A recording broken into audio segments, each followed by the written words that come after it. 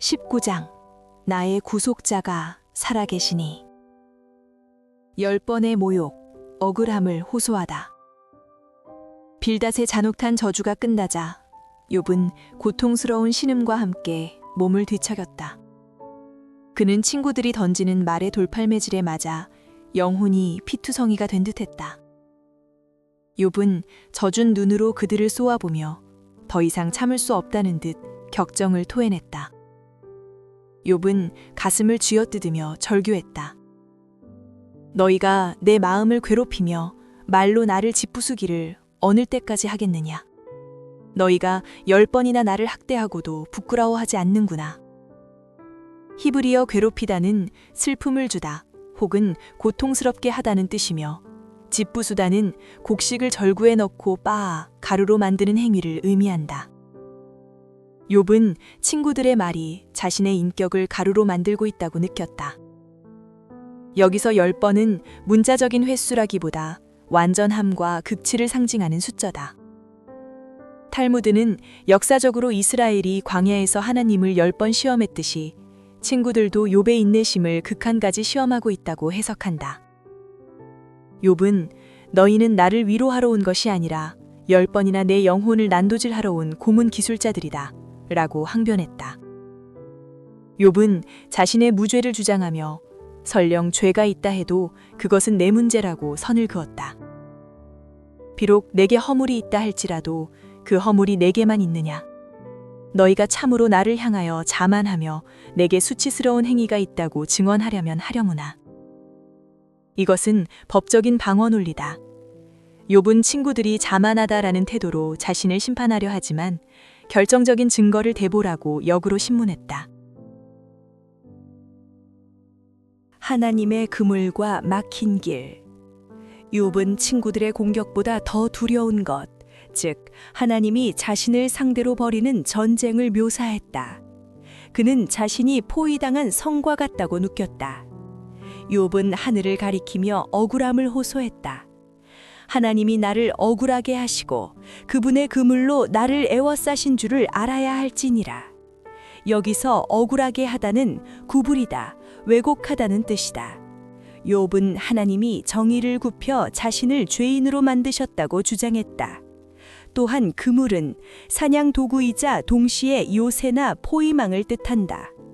고대 근동의 공성전 부조를 보면 공격군이 성 주변에 토성을 쌓고 그물처럼 포위망을 좁혀오는 장면이 묘사된다. 욥은 하나님이 자신을 사냥감이 아니라 함락시켜야 할 적군의 성으로 여기신다고 느꼈다. 내가 폭력이다라고 외치나 응답이 없고 도움을 간구하였으나 정의가 없구나. 히브리어 하마스는 폭력, 강포를 뜻한다. 이는 율법이 없는 무법천지에서 강도가 덮쳤을 때 지르는 비명이다. 욥은 하나님으로부터 영적인 강도질을 당하고 있다고 절규했지만 하늘의 법정에는 정의가 부재했다. 그는 하나님이 자신의 삶을 어떻게 파괴하셨는지 묘사했다. 그가 내 길을 막아 지나가지 못하게 하시고 내 앞길에 어둠을 두셨으며 나의 영광을 거두어 가시며 나의 관모를 머리에서 벗기셨구나.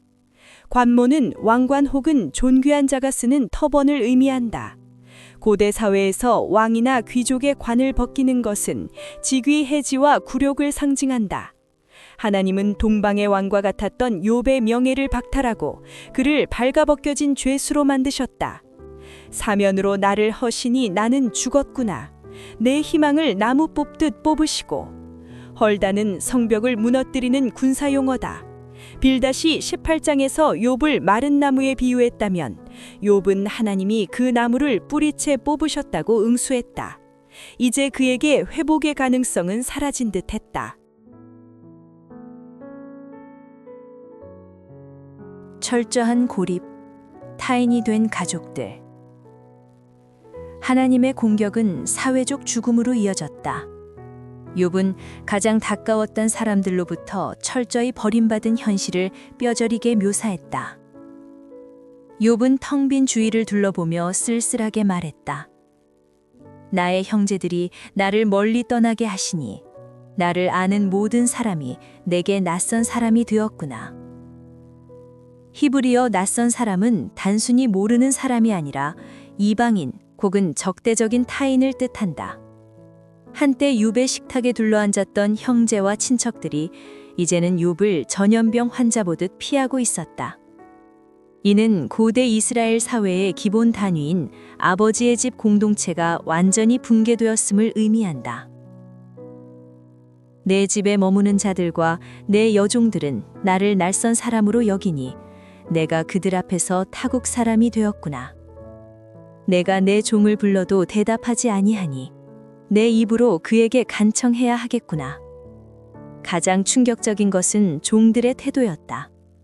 고대 사회에서 주인이 불렀을 때 종이 대답하지 않는 것은 상상할 수 없는 하극상이다. 그러나 병들고 망한 욥은 이제 종에게조차 간청해야 물 한 모금 얻어 마실 수 있는 처지가 되었다. 권위의 완전한 추락이었다. 내 아내도 내 숨결을 싫어하며 내 허리의 자식들도 나를 가련하게 여기는구나. 숨결을 싫어하다는 역겨워하다, 낯설어하다는 뜻이다. 욥의 몸에서 나는 악취와 구취 때문에 아내조차 그에게 가까이 오기를 꺼렸다. 내 허리의 자식들은 죽은 열 자녀가 아니라 첩의 자녀이거나 혹은 손자들을 의미할 수 있다. 그들조차 욥을 혐오했다. 어린아이들까지도 나를 업신여기고 내가 일어나면 나를 조롱하는구나. 마을의 가장 약자인 어린아이들조차 동방의 최고 어른이었던 욥을 놀려댔다. 욥은 사회적으로 완전히 매장당했다. 욥은 뼈와 가죽만 남은 자신의 몰골을 보이며 호소했다. 나의 친구들아, 너희는 나를 불쌍히 여겨다오. 나를 불쌍히 여겨다오. 하나님의 손이 나를 치셨구나. 여기서 반복되는 나를 불쌍히 여겨다오는 욥의 자존심이 완전히 무너진 비명이다. 그는 더 이상 논쟁하려 하지 않고 친구들에게 인간적인 연민을 구걸했다. 하나님이 나를 치신 것만으로도 충분하지 않으냐. 너희까지 나를 사냥감처럼 쫓지 말아다오.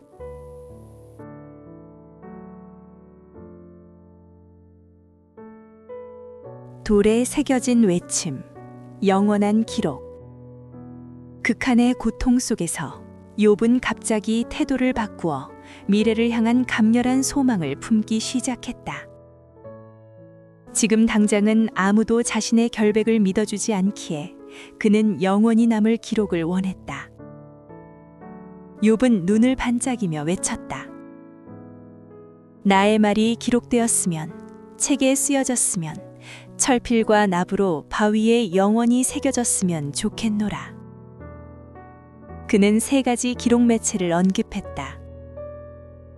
양피지나 파피루스의 잉크로 쓰는 두루마리,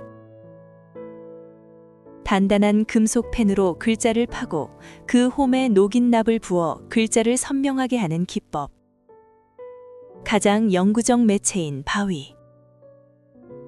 고대 왕들은 자신의 업적을 바위에 새겨 후대에 남겼다. 욥은 자신의 억울함과 결백이 일시적인 말로 사라지지 않고 영구적인 돌비석에 새겨져 훗날 누군가가 진실을 밝혀주기를 갈망했다.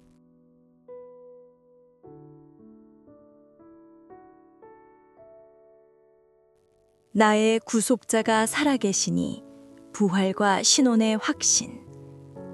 그리고 마침내 욥기 전체를 통틀어 가장 찬란한 신앙 고백이 터져나왔다. 어둠 속에서 한 줄기 빛이 내리꽂히듯 욥은 영적인 눈을 떴다. 욥은 떨리는 목소리로 그러나 확신에 차서 선언했다.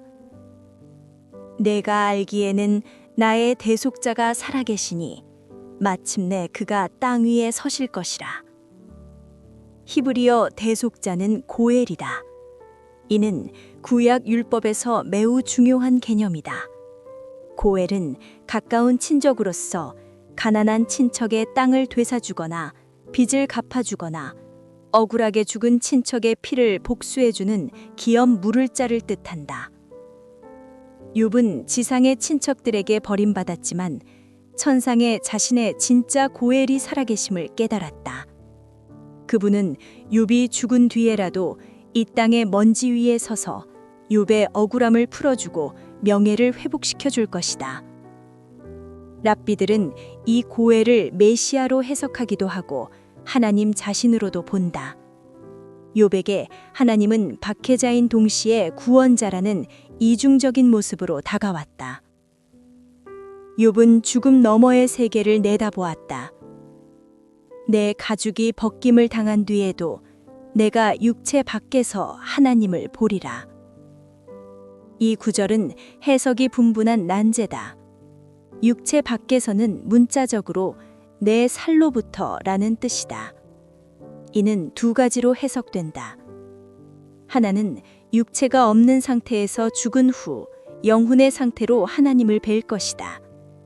또 다른 하나는 육체를 입은 상태에서 부활하여 다시 육체를 입고 하나님을 뵐 것이다. 문맥상 욥은 자신의 피부가 질병으로 썩어 문드러져도 결국에는 자신의 두 눈으로 하나님을 뵙고 정당한 판결을 받을 것이라는 몸의 부활 혹은 사후의 확신을 노래하고 있다. 내가 그를 보리니 내 눈으로 그를 보기를 낯선 사람처럼 하지 않을 것이라. 내 마음이 초조하구나. 여기서 낯선 사람은 앞서 욥을 버린 친척들을 묘사할 때 쓴 단어다. 욥은 하나님이 그때는 타인이나 적이 아니라 진정한 친구이자 가족으로 자신을 맞아주실 것을 확신했다. 히브리어 마음이 초조하다는 직역하면 내 콩팥이 녹아내린다는 뜻이다. 이는 극도의 그리움과 갈망을 나타내는 관용구다. 욥은 그날을 사무치게 기다렸다.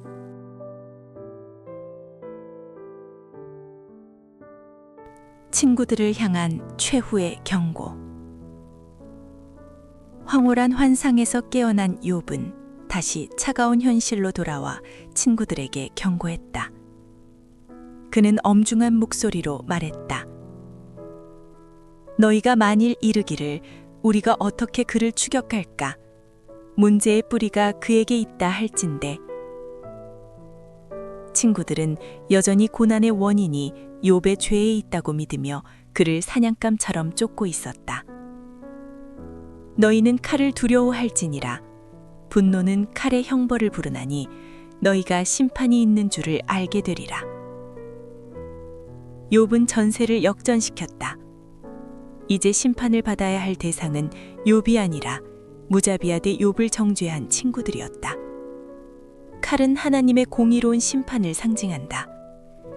욥은 친구들에게 나를 괴롭히는 너희야말로 하나님의 법정에 서게 될 것이니 두려워하라고 경고하며 말을 맺었다.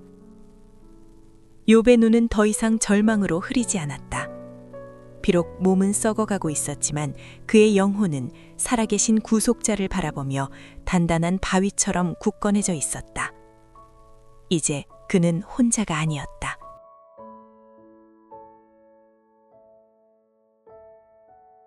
20장. 악인의 뱃속에서 끓는 독. 똥처럼 사라질 악인의 영광. 욥이 너희는 칼을 두려워하라며 심판을 경고하자 나아마 사람 소발은 얼굴이 불그락푸르락해졌다. 그는 욥의 말을 자신들에 대한 협박으로 받아들였다. 소발은 욥이 잠시 숨을 고르는 틈을 타지 않고 급하게 끼어들었다. 그의 목소리는 떨리고 있었고 호흡은 거칠었다. 그는 악인은 반드시 이 땅에서 비참한 최후를 맞는다는 도그마를 증명하기 위해 끔찍하고 구역질나는 이미지들을 쏟아내기 시작했다. 소발은 욥의 말을 가로막으며 급박하게 입을 열었다. 그의 내면은 욥에 대한 반감으로 들끓고 있었다. 내 생각이 나를 재촉하여 대답하게 하나니 이는 내 마음이 조급하기 때문이니라. 내가 나를 부끄럽게 하는 책망을 들었으므로 나의 슬기로운 영이 나로 하여금 대답하게 하는구나. 히브리어 조급하다는 서두르다, 격한 감정에 사로잡히다는 뜻이다. 소발은 욥의 말이 자신을 부끄럽게 만들었기에 참을 수 없다고 했다. 그는 자신의 감정적 폭발을 슬기로운 영의 인도라고 합리화했지만 사실은 상처 입은 자존심의 발로였다. 소발은 악인의 승리가 얼마나 찰나에 불과한지 설파했다. 악인이 이겼다 하는 노래도 잠시뿐이요 경건하지 못한 자의 즐거움도 잠깐이니라. 비록 그의 존귀함이 하늘에 닿고 머리가 구름에 미칠지라도 그는 욥의 과거 영광이 아무리 대단했어도 그것은 신기루에 불과하다고 깎아내렸다. 히브리어 노래는 승전가나 환호성을 뜻한다. 악인의 환호성은 새벽 안개처럼 사라진다는 것이다. 소발은 가장 혐오스러운 비유를 들어 악인의 최후를 예언했다. 자기의 똥처럼 영원히 망할 것이라. 그를 본 자들이 이르기를 그가 어디 있느냐 하리라. 개역개정 성경에는 점잖게 분토라고 번역되었지만 원어 겔렐은 사람이나 짐승의 배설물을 뜻하는 아주 노골적인 단어다. 고대 도시의 성벽 밖에는 쓰레기와 배설물을 쌓아두는 거름더미가 있었다. 소발은 한때 구름에 닿을듯 높았던 자의 명성도 결국은 성 밖의 똥무더기처럼 악취를 풍기며 흔적도 없이 사라질 걸세 라고 독설을 퍼부었다. 그는 꿈같이 지나가니 다시 찾을 수 없을 것이요 밤의 환상처럼 사라지리라. 히브리어 꿈은 실체가 없는 허상을 상징한다. 욥의 인생은 악몽을 꾸고 난 뒤처럼 허무하게 잊힐 것이라는 저주였다.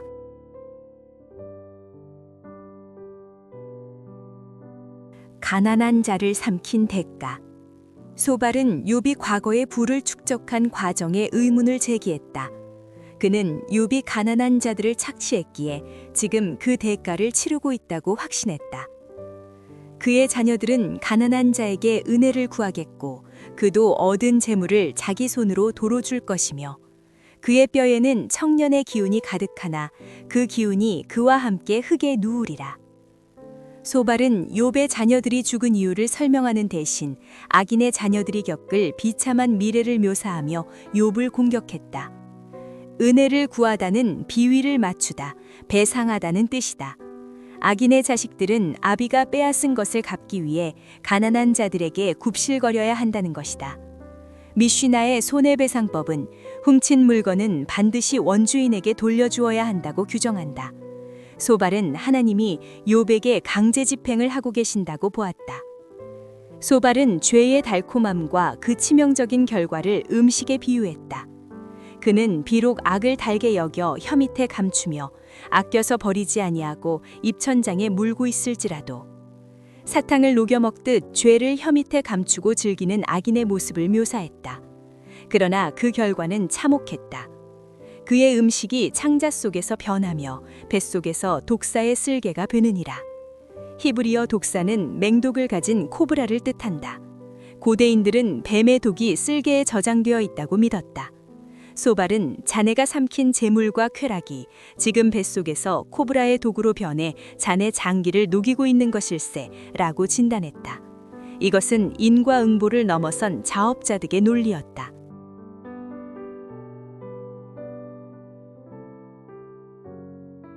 토해내는 재물, 강제적인 청산. 소발은 악인이 축적한 부가 어떻게 소멸되는지 구체적으로 묘사했다. 그가 재물을 삼켰을지라도 토할 것은 하나님이 그의 배에서 도로 나오게 하심이니. 여기서 하나님은 악인의 배를 쥐어짜서라도 삼킨 것을 토해내게 만드는 집행관으로 묘사된다. 히브리어 토하다는 몸이 독소를 거부하는 격렬한 반응이다. 부당한 이득은 영혼의 소화불량을 일으킨다. 탈무드는 이를 두고 남의 것을 삼킨 자는 자신의 살점까지 뱉어내게 된다고 경고한다. 그는 독사의 독을 빨며 뱀의 혀에 죽을 것이라. 그는 강 곧 꿀과 엉킨 젖이 흐르는 강을 보지 못할 것이요. 악인은 약속의 땅을 상징하는 젖과 꿀이 흐르는 강을 눈앞에 두고도 맛보지 못하고 죽게 된다. 수고하여 얻은 것을 삼키지 못하고 돌려주며 매매하여 얻은 재물로 즐거움을 삼지 못하리니 이는 그가 가난한 자를 학대하고 버렸으며 자기가 세우지 않은 집을 빼앗았음이니라. 소발은 욥의 죄목을 구체적으로 명시했다. 가난한 자 학대와 부동산 탈취. 고대 사회에서 집을 빼앗는 것은 생존권 자체를 박탈하는 중범죄였다. 소발은 욥이 겉으로는 자선가인 척했지만 뒤론 힘없는 자들의 집을 빼앗은 위선자라고 단정지었다.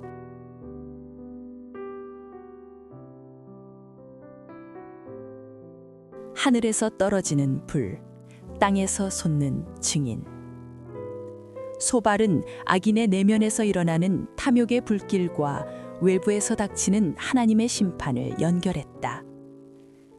그는 마음의 평안을 알지 못하니 그가 탐하는 것을 하나도 보존하지 못하리라. 남기는 것 없이 모두 먹어치우니 그러므로 그의 행복이 오래가지 못할 것이라. 히브리어 마음은 직역하면 배 혹은 자궁이다. 악인의 배는 탐욕으로 인해 쉴 새 없이 꿈틀거린다. 그는 메뚜기 떼처럼 모든 것을 먹어치우지만 역설적으로 아무것도 남기지 못한다. 풍족할 때에도 괴로움이 이르리니 모든 재난을 주는 자의 손이 그에게 임하리라. 이제 소발은 악인에게 내리는 최후의 심판을 전쟁 이미지로 그려냈다. 그가 배를 불리려 할 때에 하나님이 맹렬한 진노를 내리시리니 음식을 먹을 때에 그 위에 비같이 쏟으시리라. 악인이 탐욕스럽게 식탁에 앉아 음식을 먹으려 입을 벌리는 순간 하나님은 그 입에 음식 대신 진노의 비를 퍼부으신다. 악인은 이 공격을 피하려 하지만 소용없다. 그가 철병기를 피할 때에는 놋 화살이 그를 꿰뚫을 것이요. 철병기와 놋 활은 당시 최첨단 무기를 뜻한다. 청동기에서 철기로 넘어가는 과도기적 배경을 보여주는 이 표현은 하나님의 심판이 인간이 막아낼 수 없는 강력하고 치명적인 것임을 강조한다. 몸에서 화살을 빼낸 즉 번쩍번쩍하는 촉이 그의 쓸개에서 나오니 큰 두려움이 그에게 닥치느니라. 화살이 욥의 쓸개를 관통했다. 이는 16장에서 욥이 하나님이 내 콩팥을 뚫으셨다고 한 말에 대한 소발의 잔인한 응답이었다. 마지막으로 소발은 욥의 장막을 덮칠 초자연적인 불을 예언했다. 캄캄한 어둠이 그를 위하여 예비되어 있고 사람이 피우지 않은 불이 그를 멸하며 그 장막에 남은 것을 해치리라. 여기서 사람이 피우지 않은 불은 문자적으로 입으로 불지 않은 불, 즉 자연 발화한 불이나 번개 혹은 하나님의 초자연적인 심판의 불을 의미한다. 미드라시는 이를 지옥의 불로 해석하기도 한다. 욥기 1장에서 하늘에서 불이 떨어져 양떼를 태운 사건을 상기시키면서 소발은 그것이 명백한 하나님의 심판임을 재확인시켰다. 하늘이 그의 죄악을 드러낼 것이요 땅이 그를 대항하여 일어날 것인즉. 욥은 16장에서 하늘에 나의 증인이 있다고 했고 땅이여 내 피를 덮지 말라고 호소했다. 그러나 소발은 이를 정면으로 반박했다. 천만에 하늘은 자네의 변호인이 아니라 검사가 되어 자네 죄를 폭로할 것이고 땅은 자네를 삼키려 입을 벌릴 것일세. 소발은 냉혹한 판결문처럼 결론을 내렸다. 그의 집의 재산이 떠나가며 하나님의 진노의 날에 흘러가리라. 이는 악인이 하나님께 받을 몫이요 하나님이 그에게 정하신 유산이니라. 히브리어 유산은 조상에게 물려받은 기업을 뜻한다. 그러나 악인이 받을 유산은 땅이나 재물이 아니라 파멸과 진노뿐이다. 소발은 욥을 향해 이 모든 재앙이 자네 하나님께 상속받은 정당한 몫이라고 선언하면서 욥의 희망을 철저히 짓밟았다. 그의 말은 욥의 상처에 부은 끓는 기름과 같았다.